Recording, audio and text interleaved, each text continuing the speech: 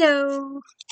I want to say hi to Miss Trudy and Miss Selena and Z-Book and Leaf Sonata for checking in with me every day and supporting my channel and watching my videos. Thank you guys. Without you guys, I probably nobody be watching me. So at least I know somebody's watching me. Are you coming? Hey, this is the D. Louise book series. This is where we read books and talk about books. No special effects, no theme music, none of that fancy stuff going on here. And if it's Monday, it must be Flashback Monday. And at the end of this, we're going to talk about a book. Come here. Are you going to come up? Come here. Come here. Come here. Come here. Come here. Come here. Come on. Come on. Go on. Oops, Mommy almost dropped you. So, I'm still getting over my thing. So, this is December 2014. We only have 15 and a couple of months in 16, and then that's it before the magazine comes to an end. They did go digital for a couple of months, and I can find no records of those files in any of my computers, although it was a couple computers ago, so I don't know. Because you had to look at them online, so they will come. And I can't find anything of them online. I wish I could, but I can't. I haven't found anything. These magazines are so rare. Everybody just kept them, I guess. I don't know. But they're hard to replace. I know, I thought I lost one. And I ended up finding it a couple of years ago. And I went bonkers looking for it everywhere. And then I decided, well, I'll just order one. And at the time, there may be some now, but at the time, I couldn't find any anywhere. Not on Amazon, not on eBay, not on Etsy, none of those places. So anyways, December 2014. And we always start Regency, we always end with Harlequin.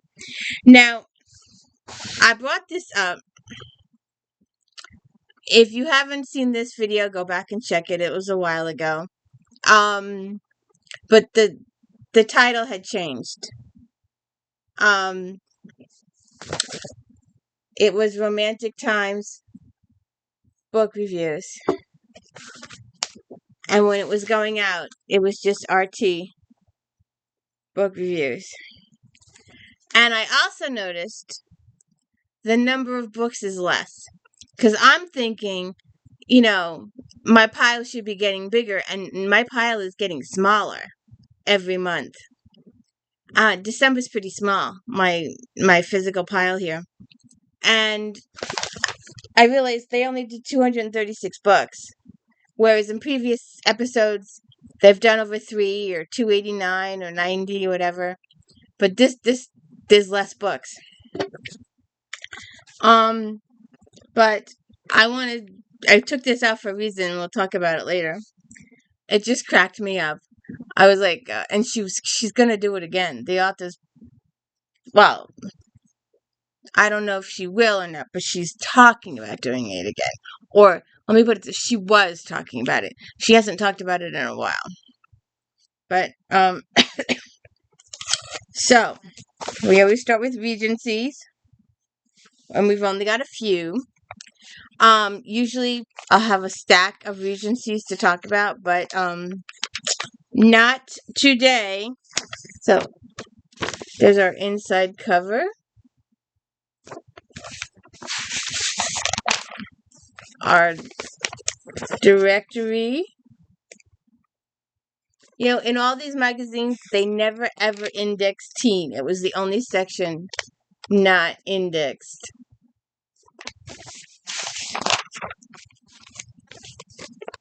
And there are pictures. So what do you think?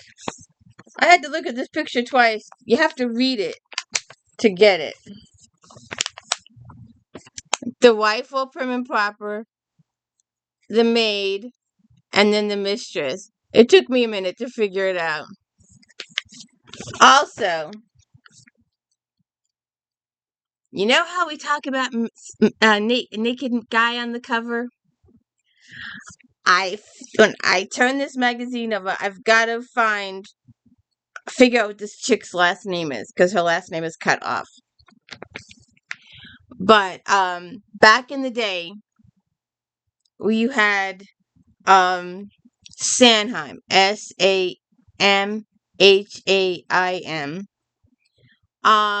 Red Saga, I think. I'll have to look in here.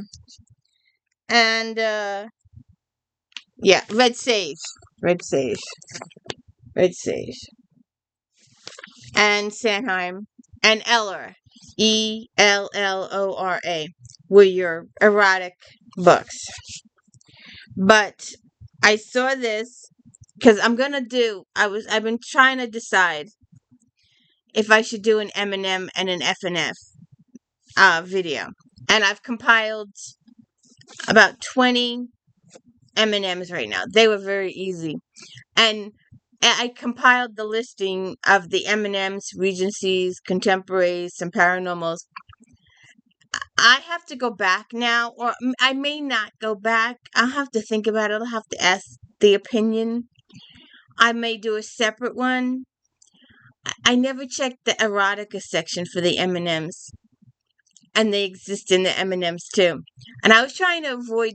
Technically, I think the point was just to show that they wrote the M&Ms as normal books. They weren't just the eroticas. And in doing so, I completely forgot about the eroticas. So the eroticas exist. But anyways, we were talking about naked guys on the cover. And I'm telling you, I don't know how well this is going to show up. That's why I want to find out what this chick's last name. Maybe I don't know if I'd be comfortable putting the cover up here. But, so I saw this one. I don't know how well you can see it. But he's completely bound in rope. Serious hard rope. And I'm like, uh-huh. There's your naked guy on the cover. And Kimberly somebody. Last name is a G. It's bound to please. Well, of course. The guy's completely tied up.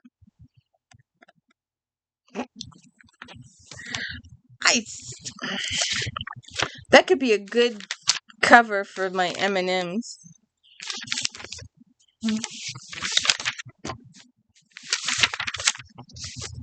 M&M. Men on men, or male on male. And F&F is female. And there's also MFM, menages. And it works better with 2 guys and 1 girl. There are some that have 1 guy and 2 girls, but anyways. But that was way back when. That was really, really hot stuff. Oh, and I saw this. They're doing this piece on David Morrell and Inspector of the Dead. So I had to look it up. I was like, oh! Vampire! No, it wasn't vampire. I see here. There goes Inspector of the Dead. The year is 1855. The Korean War is raging. The incompetence of the British commanders caused the fall of the English government. The empire teeters. Amid this crisis comes opium eater Thomas de Quincey, one of the most notorious and brilliant personalities of the Victorian England, along with his irrepressible daughter Emily and their Scotland Yard companions. Ryan and Becker, de Quincey finds himself confronted by an adversary who threatens the heart of the nation. This killer targets members of the upper echelons of the British society, leaving with each corpse the name of someone who previously attempted to kill Queen Victoria. The evidence indicates that the ultimate victim will be the Queen Victoria herself. And apparently, they'll review this book in 2015. So it might come up again. But I just saw that and I was like, I just had to share. Because I was thinking of, I don't know why, but I was thinking vampire. And it's not, has nothing to do with vampire. So here we are to Regency. In bed with a spy. Naked chick on the cover.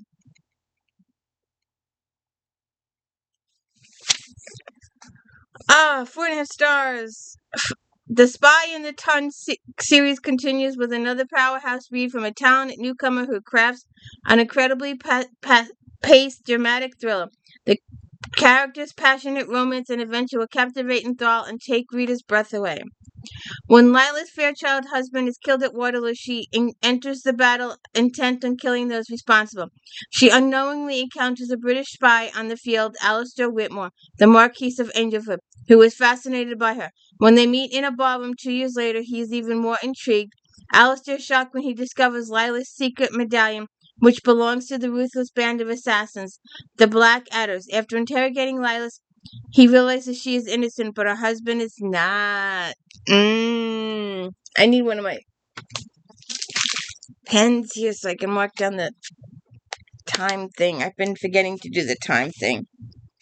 Never judge a lady by her cover. Let's see. And the magazine is getting smaller too. The one, this one right here. Never judge a lady by her cover. Sarah McLean. We have some of hers.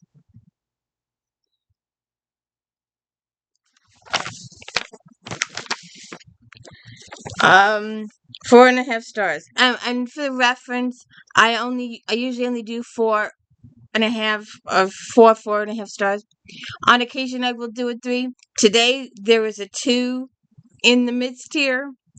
It cracked me up 6 to Sunday when I saw it. I was like, "What? What did they give?" I'm like, "Oh, good God, they gave it 2." And she's planning another one. The secret is out. McClan fans will recognize Lady Georgina Pearson from previous books and understand why she needs her very own book. Lady Georgina caused a scandal by becoming an unwed mother before her first season, but found a way to survive the ruin, becoming Chase, the owner of London's most sought-after gambling club, and the sultry Anna, the club's liaison to Chase. Though she has sworn off love and society, she must re-enter the town for her daughter's sake.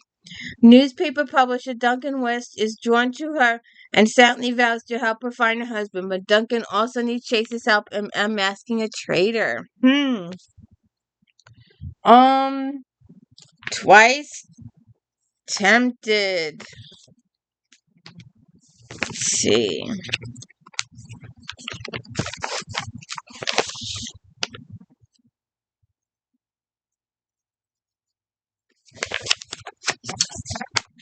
The one in purple. Elaine Dwyer.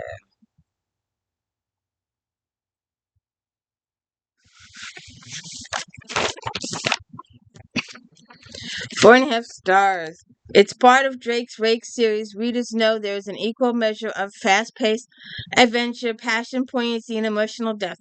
Dwyer never skims on delivering a hard-to-put-down read, peppered with remarkable, memorable characters and a fascinating historical detail. Alex Knight had no idea Fiona Ferguson's grandfather would toss her and her twin sister out on the streets when he delivered the news that their brother died a traitor. Fiona had kept her sister safe on the streets years before Alex brought them to their long-lost relative, and she can do it again. But when Alex and a fellow agent find them, she accepts the help, not knowing that they will be caught in a maze where traitors, female assassins, vengeance, and desire merges. Okay. Um, The Duke's Guide to Correct Behavior. Naked guy on the cover.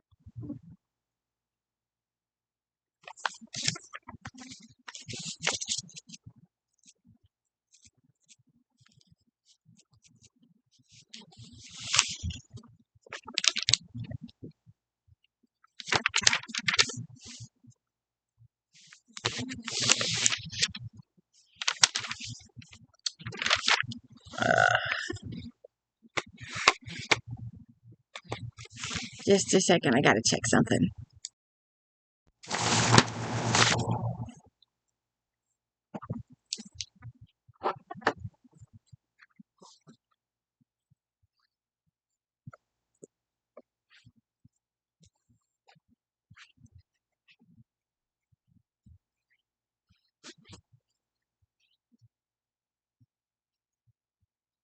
Hey!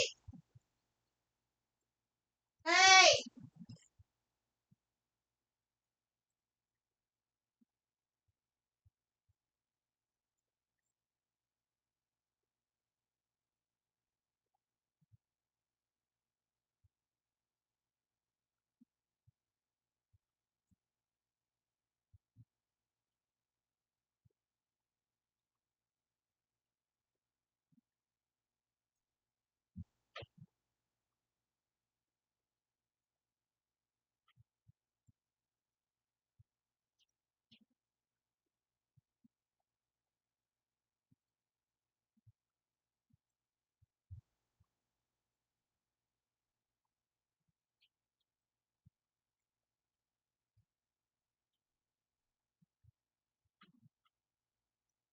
No, bad cat box.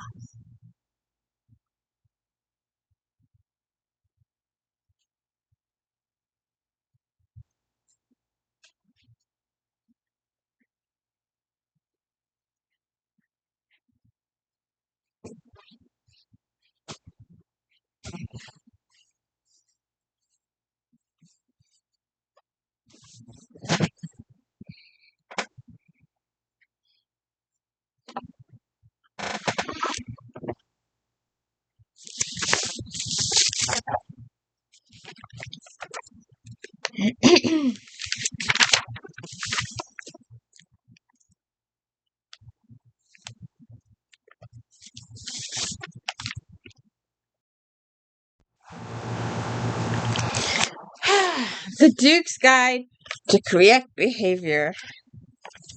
I don't know. Who's behaving correctly there?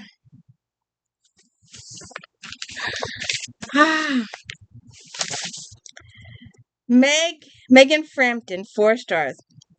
Frampton's enchanting tale of a lovely governess and desolate duke is just what historical readers cherish. With her employment agency's reputation at stake, Lily Russell takes a position as a governess in the Duke of Rutherford's London townhouse. Rutherford, a known rogue and a confirmed bachelor, has suddenly found himself father to an adorable little girl. With her youth and quick wit, Lily may not be the perfect idea of a prim and proper governess, but she's the idea for Rutherford and his daughter. And we shall move on here to teen. They move these sections around each month, depending on which one they are focusing on. Teen is the only section they do not index. I do not know why. See? That's Regency. There's no index for teen at all.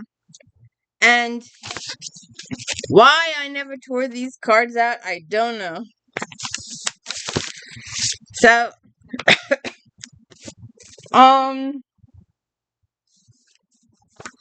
should have just copied the page. But there you go. There's your 3 books we're doing.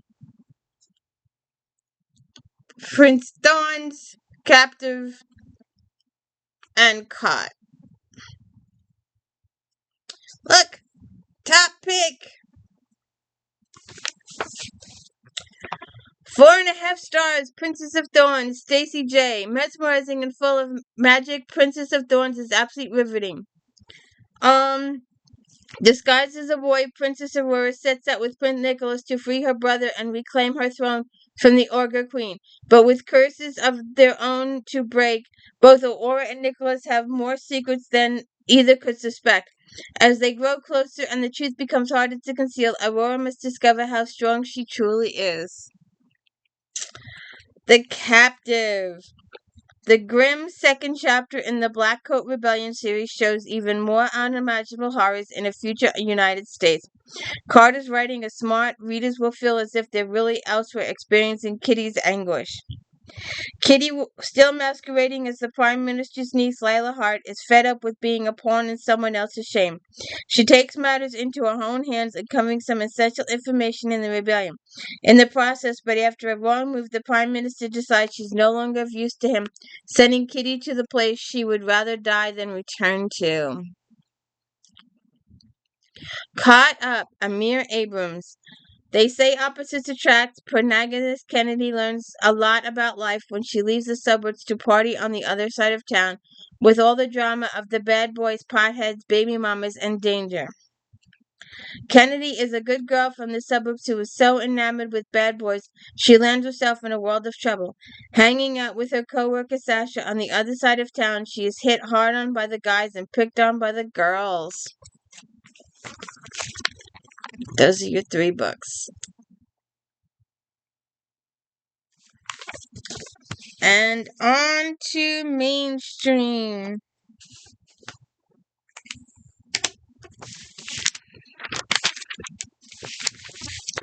There's lots of pictures here this month in teen. And there is a video coming up. I felt bad for this one author, but I read all the books and I did videos on them. And the first book I'm pretty good. The second book I've lost my voice. So the whole video I'm holding up signs. And now I'm wondering if you could have seen the signs. But the second video is all signs. The third video is Squeaky Me. I gave up. Alright, mainstream. Let's see. And here we are again with the 3 pictures.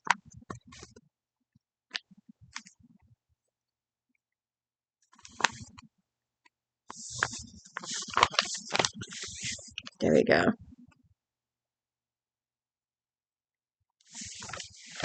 So the first one, Lovely Wild, Megan Hart, 4 stars. Hart writes an enthralling page-turner about a woman pushed to the limits of the human experience.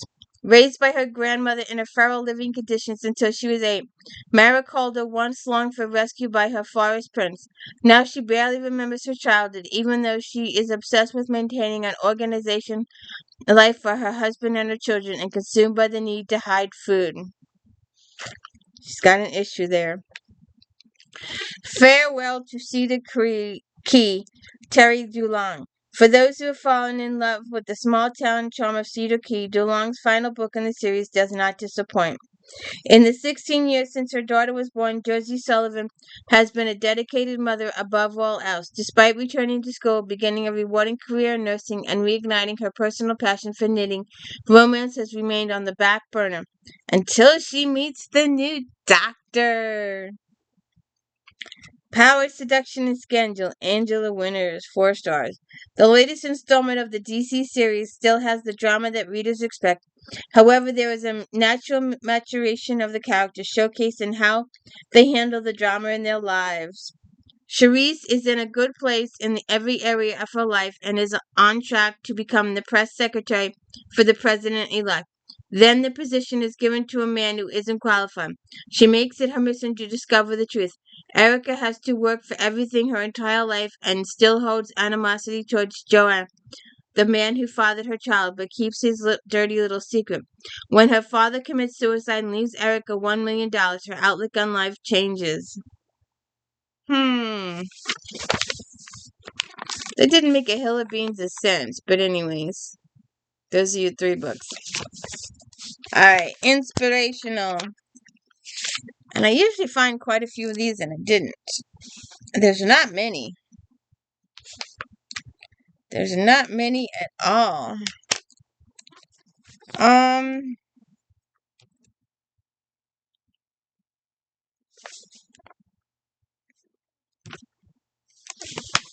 Let's see. The Secret of Pembroke Park. 4 stars. Regency romance with awesome castles, secret hidden rooms, and of course romance. Abigail Foster is fearful she will remain unmarried woman. Her one chance, a childhood friend turns his eye to her younger sister. When the families finances turn upside down, she prays for a miracle, which comes in the form of a letter granting access to the Pembroke Castle. As Abigail's family are distant relatives of the Pembroke family, upon arriving there's a lot of work to be done to make it livable, but with nowhere else to go, Abigail agrees with her father. They'll do what they need to do to make it work. Sister Eve, Private Eye.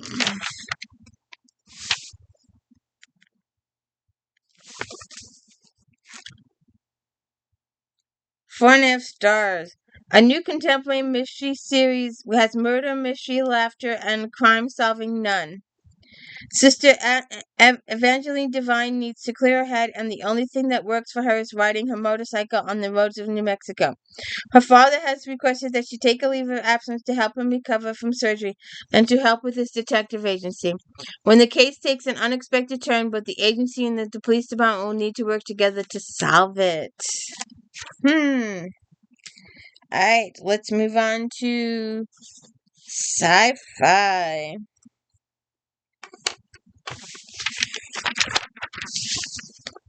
On her behalf, Joseph Nessie. On Her Majesty's behalf.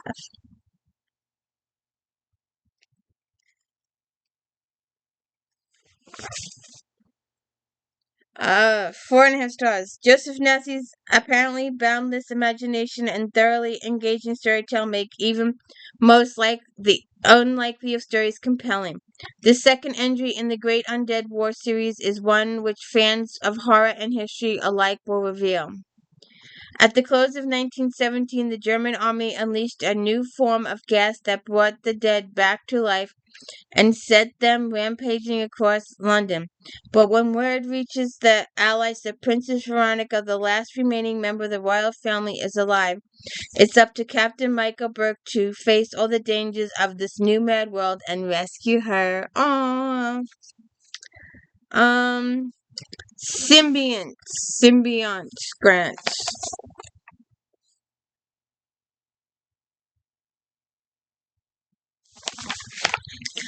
The second book in the parasitical series, Symbiont, is both a corker and a bit of a disappointment. The action is fast-paced, the premise is gripping, real and creepy, but some of the main supporting players are stagnation. Okay.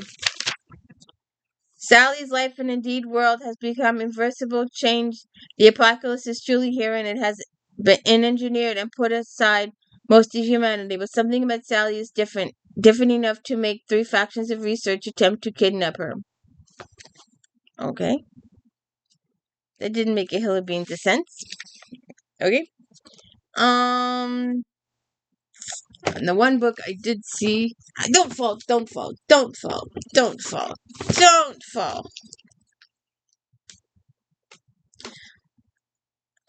This lady is everywhere.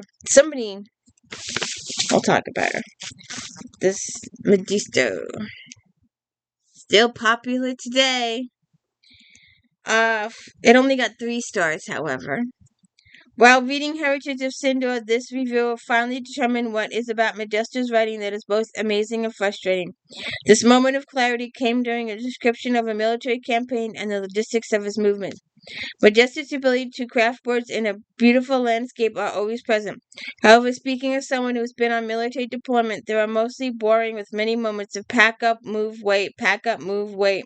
In other words, they are dull even when you're on them, and the brief moments of intense action do not make them enjoyable. Lara's role model and patron has died, and the Duchy is forced into an uncomfortable alliance with Aftons against the invading Heldons. Will his aunt, previously intimate relationship with a key arms commander Ramu will be the key to closing the alliance? Huh? Yeah, I get it. Actually, I don't get it. I don't get it. That's not a synopsis. What's the thing say? That really sucked. What does thing say? Scarcely a year after the events of Kaidor's heirs, Lethal uses his mastery of order and chaos. The compelling nature forces his shape his world and define the magic that exists within it to utterly destroy an Afghan military force crossing it into Sigem, the duchy ruled by his father. 5 years later, Larry, now an over-captain and a field commander of Sigem's... You know the worst thing about sci-fi is that these names are not pronounceable. Major Lancers must lead the 3 companies of troops into the Arab on a mission of mutual interest. Neighboring Helder is threatening to invade Afrit, and if the nation fails, Sigyn falls with it. Okay. I still don't get it. Suspense. Naked guys on the cover. There's your 3. Is it a girl bent over?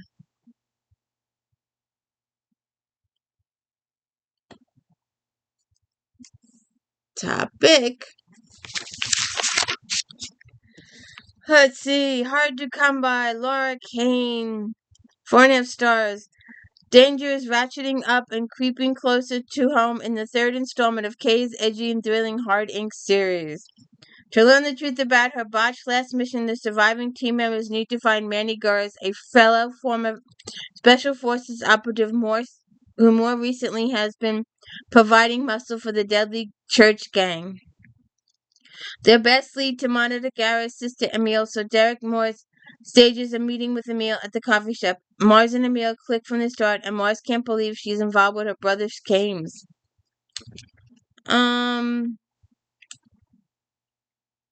Full Blaze, Buchanan, 4.5 stars. Firehawk series continues with a richly detailed and pulse-pounding reading that balances fast-paced drama and romance. Australian helicopter pilot Janine Clark is not too thrilled that she has to rescue wildlife photographer Cal Jackson from a wall of flames. At first sight, Cal is quite taken by the redhead beauty and impressive piloting skills. A former hotshot himself, Cal knows all too well about working in wildfire, and it doesn't take long for him to be part of the crew. And then they start to fall in love. And Deborah Camp, the one with the lady. It's a sex book. That's why she's bent over like that. Or is she dead? I can't tell. Got 4.5 stars. In Camp's stunning second entry in her mind's eye, Trudy's feelings are an open book compared to the lock Levi has on his emotion. While their physical relationship thrives, he shies away from those 3 little words. Returning home to Atlanta after his latest case with fellow psychic and true lover Trudy, Levi is alarmed to discover a woman in a secured penthouse apartment claiming to be Trudy. She's invaded every inch of his space and knows intimate details of his life. He vaguely recognizes her and realizes she's been stalking him for some time. So what is going on there? One more. We'll do one more. Or 2 more.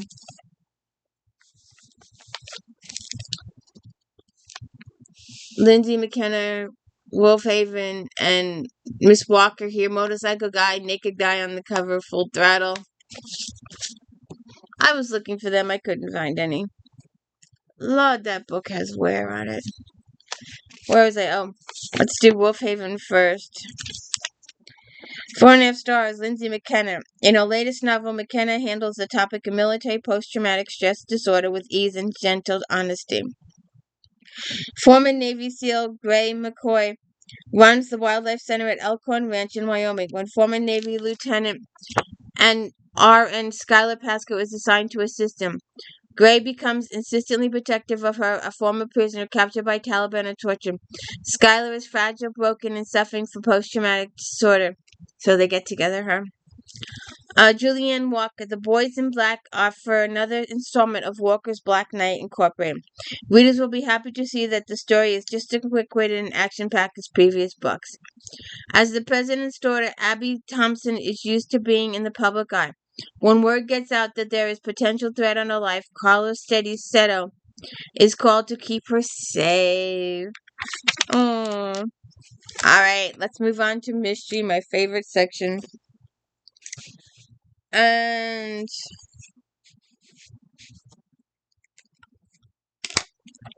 I don't know where the original went. I don't know. I had it. It's been here in a couple other videos. But in my haste, I grabbed the other one. So this is not the original cover. I've noticed that the original cover, I could just show this instead. Once Upon a Grind, that's the original cover. And if you went for large print, this was the cover.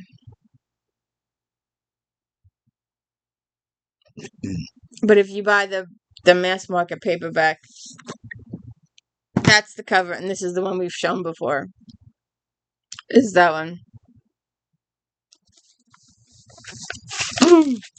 This lady has shown up in quite a few of my cozy mysteries, including the food ones. Once Upon a Grind, Cleo Coyle, 4.5 stars. This 14th mystery in the Coffee House series is as charming and fun as the rest. Claire brings her Jack and the Beanstalk themed coffee truck to Central Park for an autumn fairy tale event. Complications arise for Claire when her boyfriend, head of an NYPD task force, Mike Quinn, asks her to watch out for his 2 children at the festival. Adding to Claire's problem, her ex-husband is still part of the coffee shop, and a coffee buyer has come from Africa with some beings he believes have magical powers. And she drinks the coffee and has visions that come true. Oh, good God. Alright, let's see what else is here.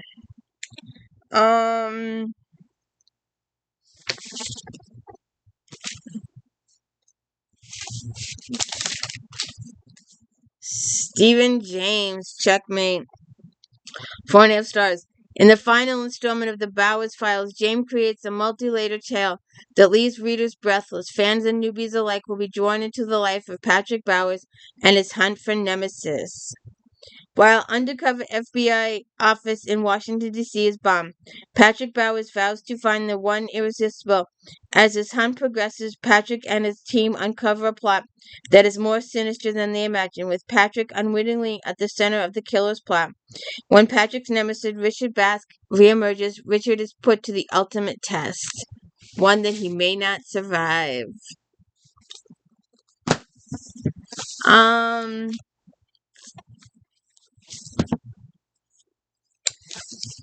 Without Warning, David Rosenfeld, 4.5 stars. The fast-paced action and intriguing characters in Rosenfeld's high-stakes suspense novel will keep readers turning pages. When a flood causes the early retrieval of a time capsule, police chief Jake Robbins and newspaper editor Katie Sanford are stunned to discover a body buried within the capsule. When the capsule is opened, they discover an extra package that contains riddles about a series of homicides. 2 of the earliest murders include those of Jake's wife and Kate's husband. The 2 had been having an affair, and Kate's husband was convicted of murdering Jenny Robbins when she ended the relationship.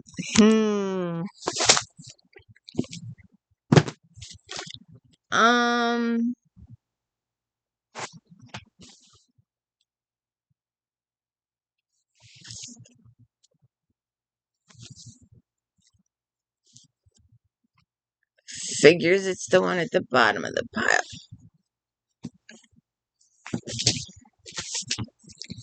Blood Rubies, another cozy mystery. 4.5 stars. The 9th book in Cleland's mystery series featuring Josie Prescott as an amateur sleuth and expert antiques appraiser. We could do antiques cozies. What is that, Barbara Allen? Trash and Treasure. She does the antique stuff too. Josie Prescott is hired to appraise a magnificent and unknown Fabergé egg made in a snow globe. It was owned by Anna Yersin, who was on the edge of becoming a celebrity TV chef, having made her name by producing careful cakes in the form of Fabergé eggs. A reality show is being filmed around the marriage of Anna's best friend, but when the groom was murdered, the globe smashed. Josie finds herself in an intrigue mystery that seems to only have questions and no answers. Let's see what happens there.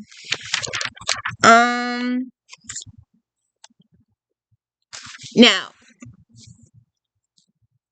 we did, if you haven't seen all 30 of my videos on Miss Janet Ivanovich, go please them out. And there'll be another one in November, book 31 or 2.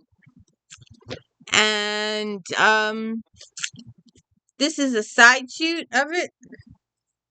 The fox and her hair. And it was, I guess, Stephanie Morelli, but a little bit better at their jobs. Not much better, but a little. Janet Ivanovich and Lee Goldberg, 4.5 stars. The dynamic duo is back for yet another hilarious installment of their Fox and O'Hare series. The reluctant pairing of FBI agent O'Hare and con artist masquerade Nick Fox is truly a match made in comedy heaven. When Kate sees surveillance footage of Nick stealing a painting, she's annoyed. But Nick is really ticked off as it wasn't him. It turns out an old protege wants to get Nick's attention and help. Serena Blake, plastic surgeon brother, was murdered by Kingpin Lester Mendez after he gave him a new face. Serena wants Nick to go after Mendez and destroy him. As it happens, the secret FBI task force both Nick and Kate work for is on board for the idea. See what happens there. Another lady that has shown up quite often in cozies, Easter cozies, Thanksgiving cozies, food cozies. She's got 'em. Scorched eggs. 4 stars. Suzanne, Katrina, and Tony are back serving up eggs and other entertaining mystery in the 6th Cackleberry Club mystery. Child's trademark style includes intelligent, plotting, hardworking entrepreneurial characters and rich details that bring the sights and sounds of Kindred and the Cackleberry Cafe to life. Suzanne is having her hair colored at Route 66 when she smells something burn. Moments later, the building next door explodes, sending glass and bricks everywhere. As the fire rages in the County Services Bureau, Suzanne wonders if the employees made it out safely. When she spots the county agent Bruce Winthrop, Suzanne feels relief, but her relief is short-lived when she realizes Bruce's longtime secretary Hannah didn't make it out, and they need to do an investigation.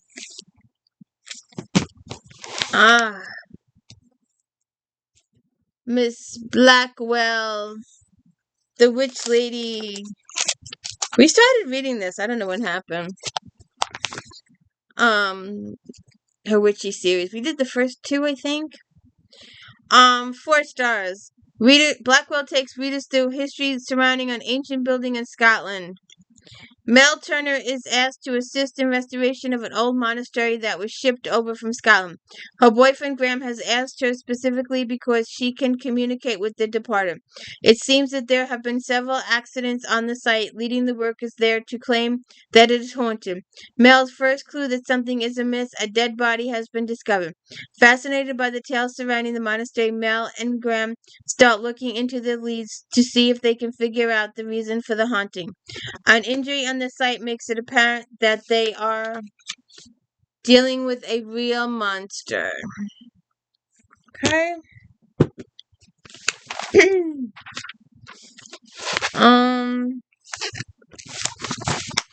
I think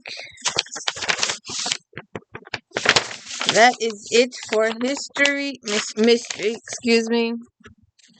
And we are on to paranormal.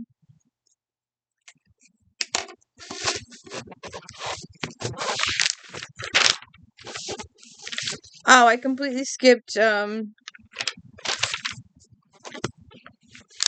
contemporary romance. Did they do that one? It would be an anthology. Nope, they don't do it. Remember that Christmas song? There's no review in it. It's just the advertisement.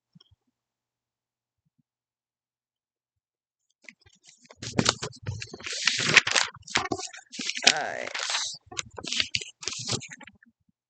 Oh, and there's a better cover for Wolfhaven. That was one of our books we did. Uh, alright. Paranormal.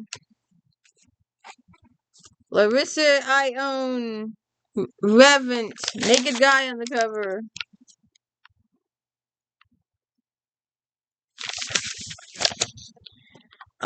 Lone has a major name for herself with Amazing Demonica series, with the Reverend Lone wraps up the series in spectacular fashion. For 5,000 years, Reverend believed he was a fallen angel forever trapped in being a part of Satan's realm. Learning that he is in fact a true angel with angelic twin Reva infuriates and embitters him. When Satan attempts to force Reverend into action, it brings Reverend into contact with Blasphemy, who works as a doctor at an underworld general hospital. Blasphemy is concealing a deadly secret that could get her killed, but there's no hiding when Reverend appears demanding her medical assistance for a certain patient, whether Blasphemy likes it or not. Okay. A book that looks like it's been through the works here. Maggie Shane, Deadly Obsession. She's one of my authors, too. 4.5 stars. In the sprawling fourth installment of the Brown and D. Lucas series, the couple must try to figure out who is behind a series of fires that have been set. Self-help author Rachel DeLuke and Detective Mason are trying to figure out where the relationship is headed. One night, they notice a house on fire, and Mason runs into the inferno to rescue the people inside. Suffering from bad burns on his arm, Mason has to hire a home care nurse to tend to his wounds. Rachel's a little suspicious of Mason's caregiver, but she is jealous too. What's going on there? Darkest Touch. Naked guy on the cover.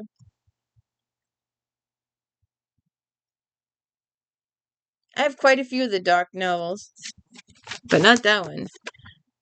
4.5 stars. Why name it? Well, the whole series is the darkest. So what am I saying?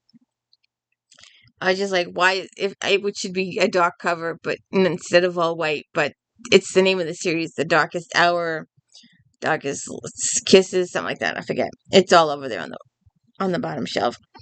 4.5 stars. Since the beginning of Showalter's Amazing Lords of the Underworld series, she cursed Immortal into the toughest position that Torrin has been in. You know whose series is like this? Alyssa something. Alyssa. It's Alyssa something.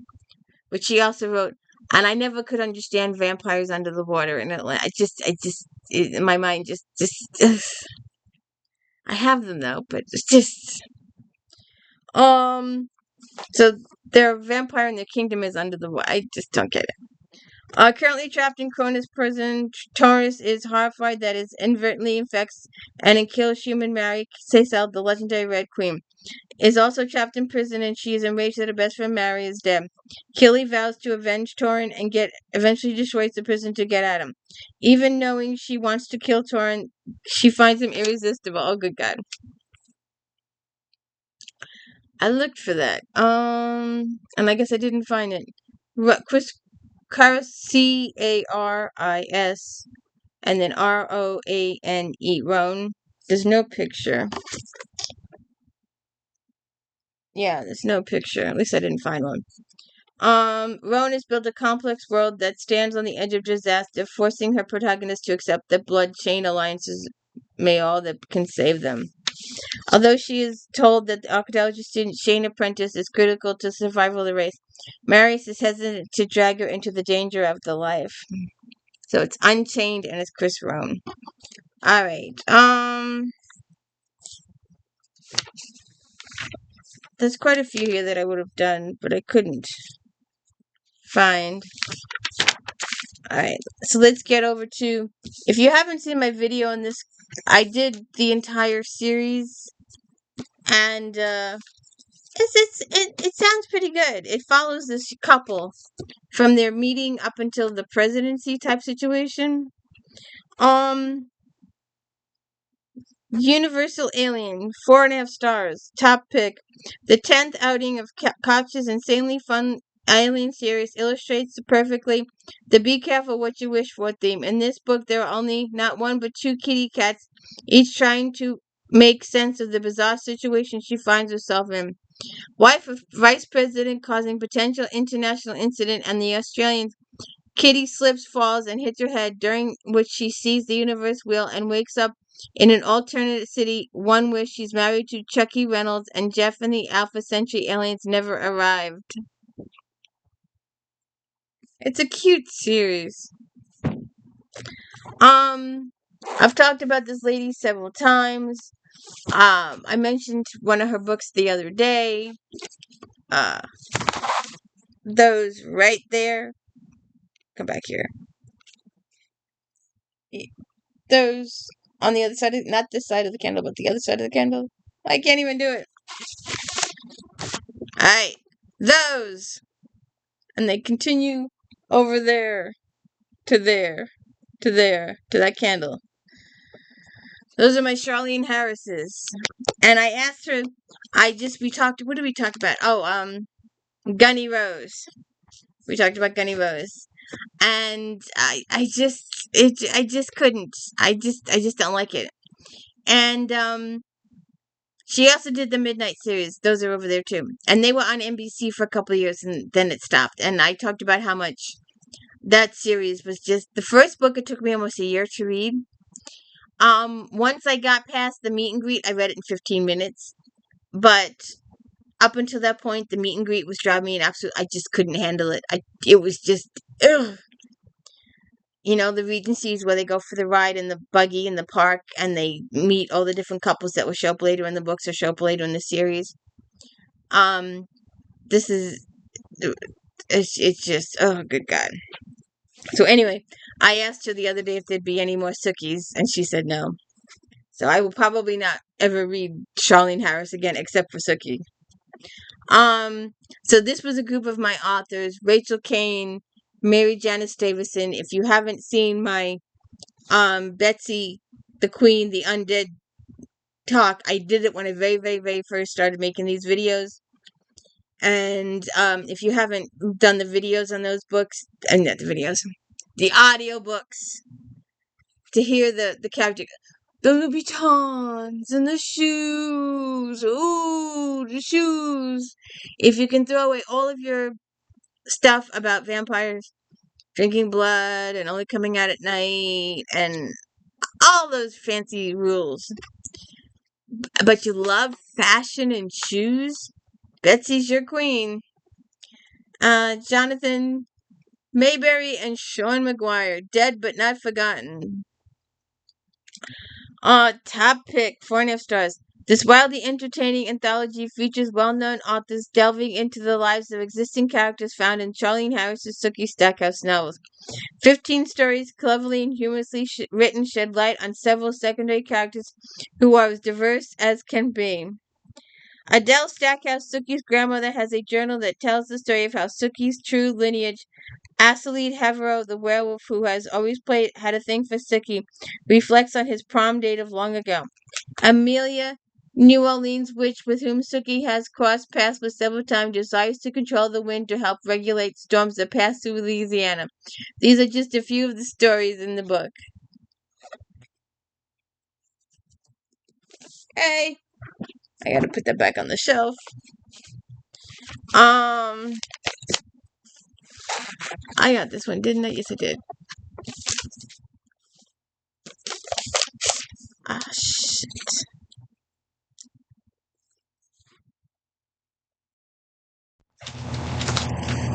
Okay. Black Widow. Jennifer Estep. 4.5 stars. Generations-long blood feuds can be treacherous, as assassin Gina Blanco is about to learn. After Jin finally killed Mab Monroe, the fire elemental and crime boss who murdered Jin's family, she hoped for some peace, but Mab's hereto unknown daughter, Madeline Morrow, has other plans. Jin has been feeling paranoid as she waits for Madeline Monroe to make her move. Jin is not the only one on the edge, as the crime bosses of Ashland are also waiting to see if Madeline will pick up her mother's mantle. When Gina's friends start encountering business issues and false accusations, she knows her paranoia is justified. Okay. I looked for those and couldn't find those. I did that one. I did that one. Oh, I missed a mystery.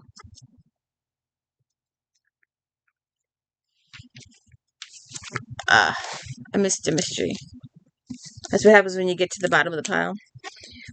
Betrayed, 4.5 stars. Scott Elaine's latest Rosado and Associates novel takes the reader on a fast-paced thriller. The mystery is carefully plotted with intense action.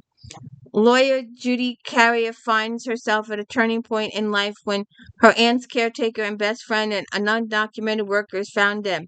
Suspecting foul play, when Judy begins questioning other members of the undocumented population along with the investigation, she has conflict with her boyfriend. There's tension at the law office and a family revelation when it impacts her entire life. Alright, now.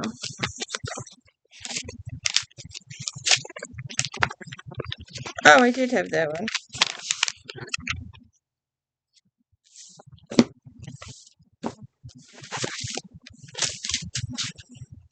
City of Eternal Night, Kristen Painter. Painter's fantastic second entry in Crescent City brings us back to New Orleans and the supernatural world where fae and vampires are at odds. Augustine is adjusting to his new role of guardian of the city of New Orleans and his new living situation with Harlow Goodwin, his adopted mother's daughter.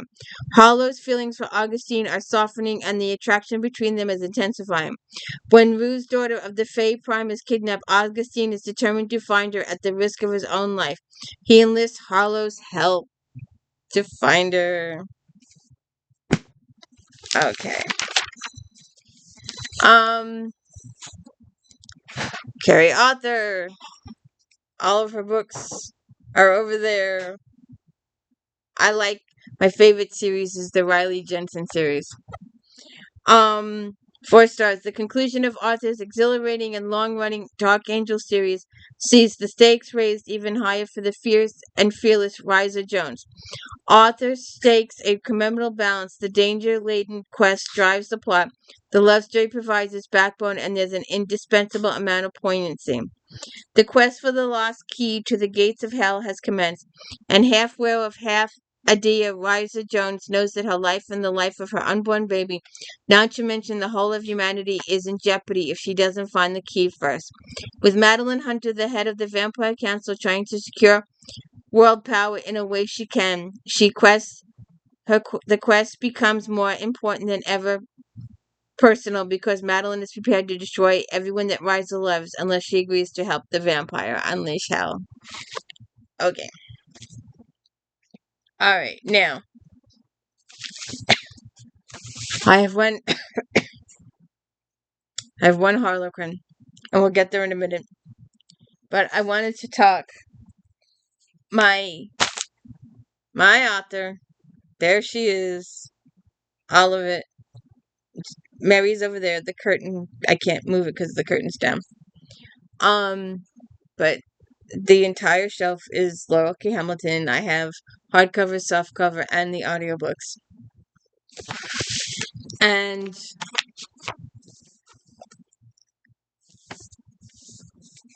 we all love Jason. And I've always pictured Jason with black hair, but he has blonde hair in the books. And she is planning on doing last time she talked about it, and it's been a couple of years.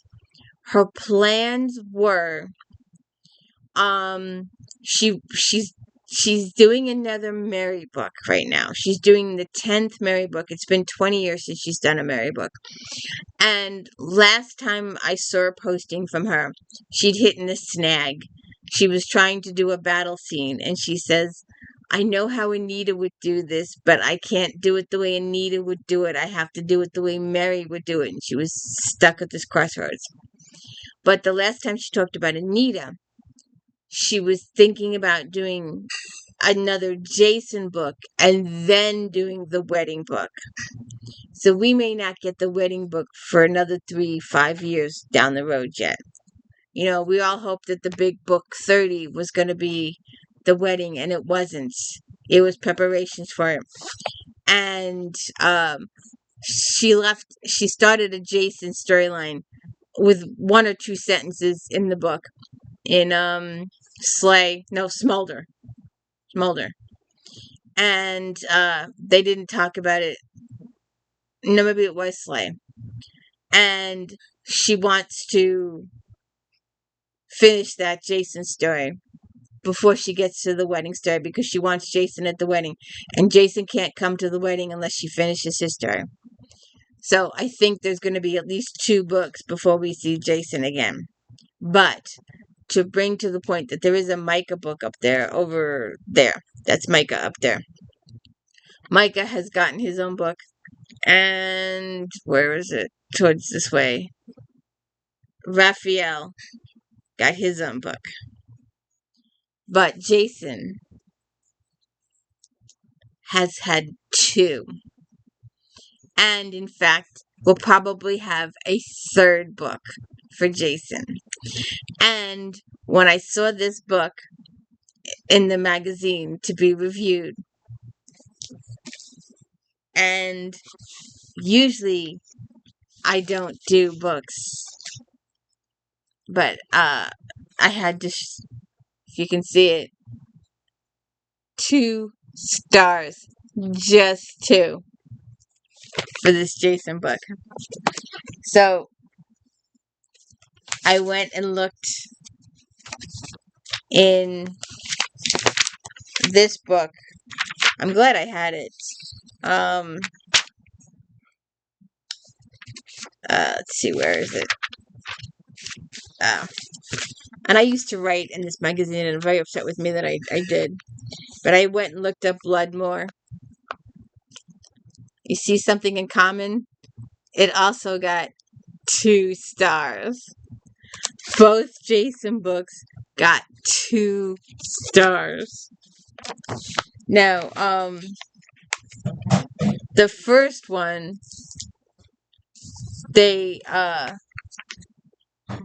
Jason's father is dying, and Jason comes from a small town and where everybody looks like everybody because they all descended from the same guy.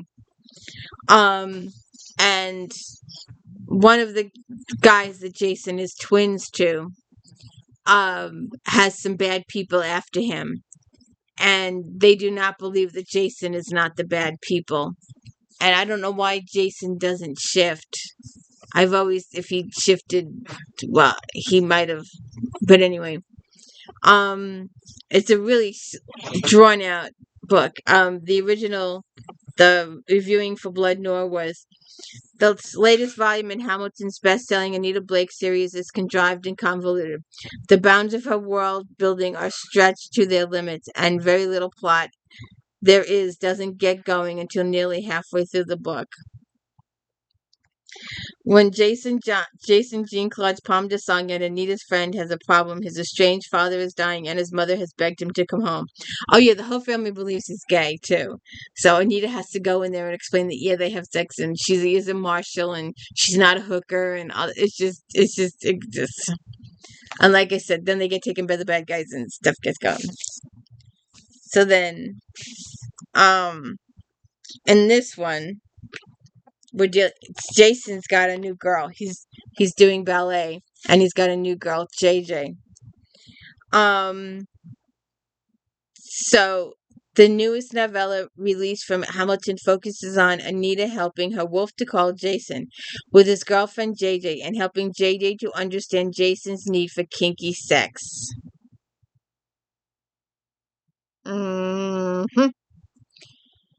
While Hamilton's novellas usually have a decent subplot to go with the primary storyline, neither plot was completely resolved and seemed to only be there to support the explicit sex scenes.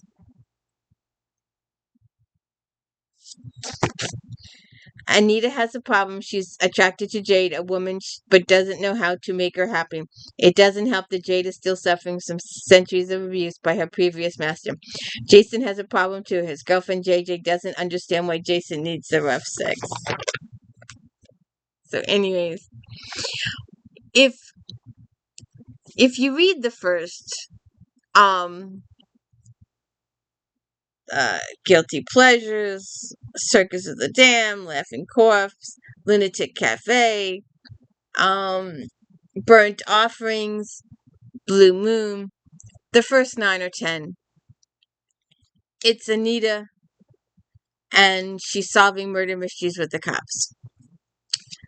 If you're an Edwards fan by that point, go ahead, read Obsidian.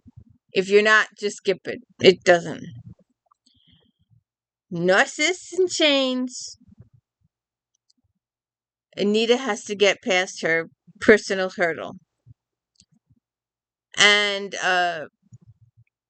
what is it? Cerulean Sins. We get a little more over some hurdles. And Incubus Dreams. We have a thing with Nathaniel. Once you get past Incubus Dreams, which is one of the bigger ones it's over 1,000 pages, or almost 1,000 pages, and it tidies up a lot of stuff that's going on in her life. And it's probably the last true murder mystery book. After that, if you read the first few, and you know, Laurel, Anita's itching and bitching about Jean-Claude and the sex. And that's all she does is like, no, firm no, firm no, firm no, firm no. And that's what bothered me, was that, well, Laura later said that she had planned on killing Jean-Claude off, but then she never did. But it was cement no. It wasn't just a no, oh, maybe later flirt, no. It was a cement no. So when you get from here, these cement no's, once, I forget what it is, Lunatic Cafe, or her and Jean-Claude finally, or Burnt Offerings, it's down here, it's one of the last 7 or 8 book. When you get to this end of town, where she's in bed with men and women, and there's up to 20 people that she's sexually involved with, you're like, huh? What happened here? How did we get to there? It's just, so let's get to our lone,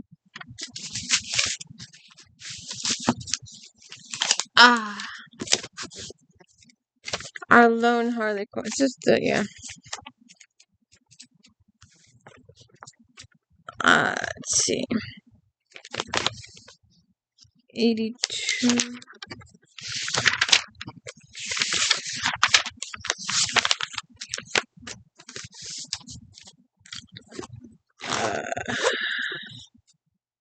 Emily Rose. Starting with June. 4 stars. After he is medically discharged from his job as a Marine sniper, Sam Rivers heads to Quincy, North Carolina, to help his friends unearth a potentially crooked cop in the police department. Once there, the new cop is paired up with police officer June Jones, to whom, after a rocky start, finds himself attracted. Determined to get his depth perception back and return to his military career, Sam resists the attraction, but soon realizes that June may be just what he needs to get his back life together. Oh. And let's see if there's a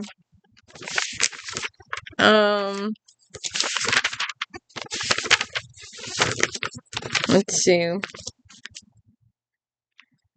Let's see if they did any of these. A Mistletoe Affair. Nope. And they all got 3 stars. So skirt. Okay. There we go. June 2014. We're on to 2015. Lot more books to come. It's getting kind of sad, though, that we're getting to the end.